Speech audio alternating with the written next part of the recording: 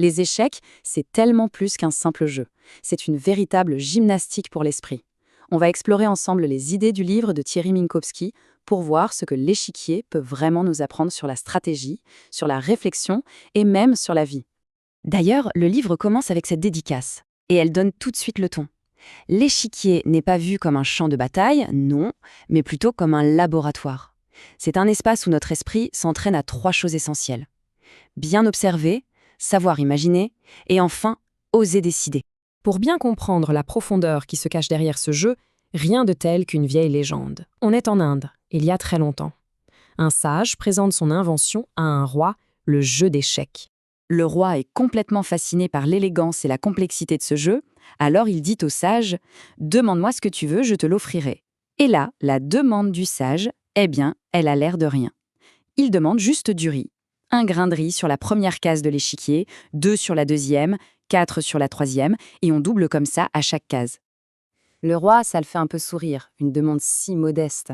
Il accepte tout de suite, évidemment. Sauf que, quand ces mathématiciens se mettent au travail pour calculer le total pour les 64 cases, ils réalisent vite que quelque chose ne va pas du tout.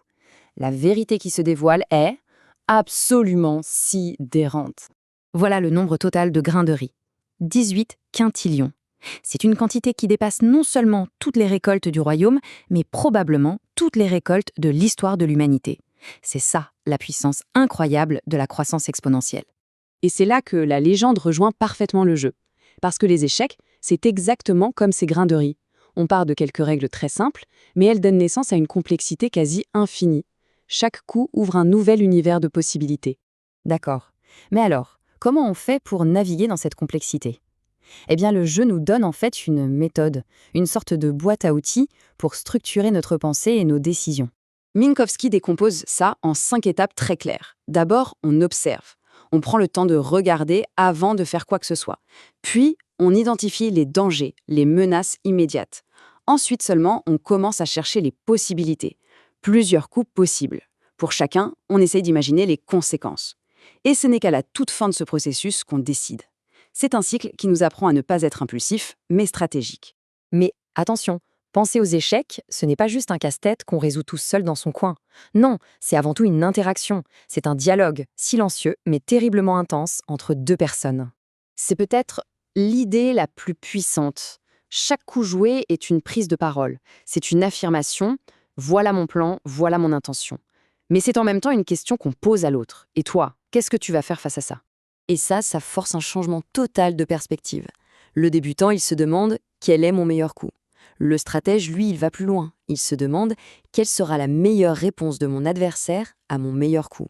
On ne regarde plus seulement de son côté de l'échiquier, on apprend à le voir des 2 côtés en même temps. On passe d'un monologue à un dialogue. Donc, la question qu'il faut se poser sans arrêt, ce n'est pas seulement « qu'est-ce que je fais ?», c'est surtout « pourquoi l'autre a joué ça ? Quelle est l'intention cachée derrière son dernier coup ?» C'est cette curiosité pour la pensée de l'autre qui est au cœur de la stratégie. Et bien sûr, tous ces principes, cette façon de penser, ça dépasse largement les 64 cases du plateau. Ce sont de vraies leçons de vie. La première, c'est la patience stratégique. C'est comprendre que les grandes victoires se construisent rarement sur un seul coup de génie spectaculaire.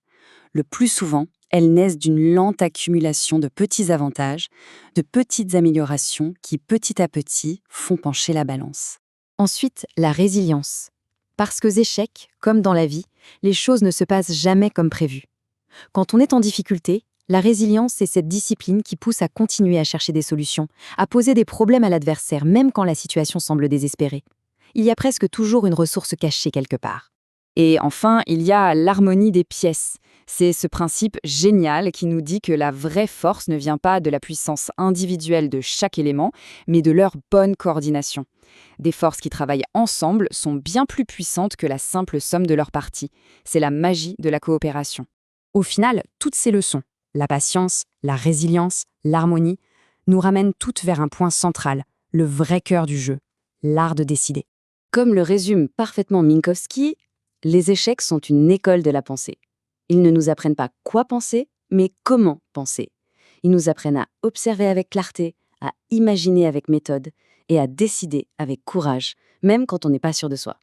Finalement, chaque situation dans la vie peut être vue comme une position sur l'échiquier.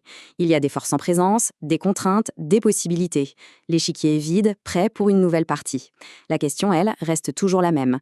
Quel est le prochain coup ?